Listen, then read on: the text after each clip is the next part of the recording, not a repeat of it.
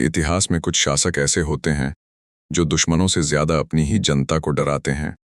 दिल्ली सल्तनत का एक ऐसा ही सुल्तान था जिसने साफ कह दिया था, राज्य तलवार से नहीं, डर से चलता है। और इसी सोच ने उसे इतिहास के सबसे खतरनाक शासकों में शामिल कर दिया। उसका नाम था अलाउद्दीन खिलजी। साल 1296 ईस्वी। सत्ता की भूख ने रिश्तों को खत्म कर दिया।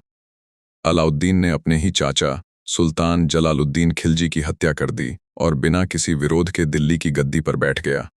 न कोई पछतावा, न कोई दया। यहीं से शुरू हुआ एक ऐसा शासन जिसमें इंसानियत से ज्यादा कानून और डर की अहमियत थी। अलाउद्दीन जानता था कि अगर जनता महंगाई से परेशान होगी तो विद्रोह होगा। इसलिए उसने इतिहास का सबसे सख्त बाजार नियंत्रण लागू किया। अनाज, कपड़ा, घोड़े, हर चीज की कीमत राज्य ने तय की। जमाखोरी अपराध बन गई। व्यापारियों पर जासूस लगाए गए। दिल्ली सल्तनत में पहली बार बाजार पूरी तरह सरकार के नियंत्रण में आया। सिर्फ बाजार ही नहीं, सेना भी अलाउद्दीन की ताकत थी। उसने एक स्थायी और वेतनभोगी सेना बनाई। सैनिकों का हुलिया रजिस्टर रखा गया। घोड़ों पर दाग प्रणाली लागू हुई ताकि धोखाधड़ी रोकी जा सके। खेती से उत्पादन का 50% कर वसूला गया। नियम कठोर थे, लेकिन इसी सख्ती ने सल्तनत को अंदर से मजबूत बना दिया।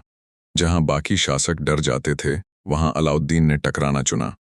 उसने मंगोल आक्रमणों को बार बार नाकाम किया।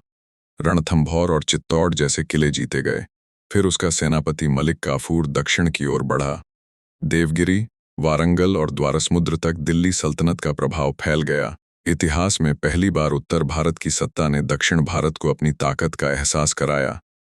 अलाउद्दीन न कोई धार्मिक सुधारक था, न ही किसी धर्म विशेष का पक्षधर। उसके लिए धर्म से ऊपर सिर्फ राज्य की सुरक्षा थी। कानून सबके लिए एक था, और डर भी। वो नायक नहीं था, वो आदर्श शासक भी नहीं था, लेकिन एक सच्चाई इतिहास मानता है, अलाउद्दीन खिलजी का डर आधारित शासन दिल्ली सल्तनत को टूटने से बचा गया। और यही वजह है कि सदियों बाद भी अलाउद्दीन खिलजी का नाम इतिहास के सबसे प्रभावशाली सुल्तानों में गिना जाता है।